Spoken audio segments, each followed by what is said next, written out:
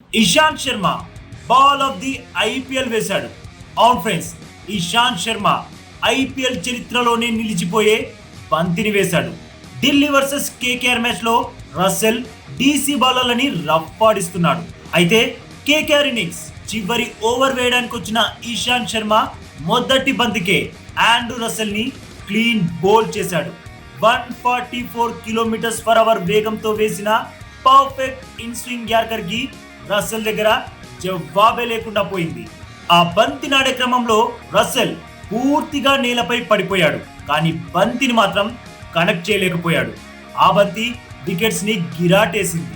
అది లైవ్ లో చూసినప్పుడు నోటి నుండి వచ్చిన ఫస్ట్ పదం వావ్, నిజంగా what a ball, ball of the IPL అనిపించింది. ఆ అద్భుతమైన బంతికి రస్సెల్ కూడా ఫిదా అయిపోయాడు.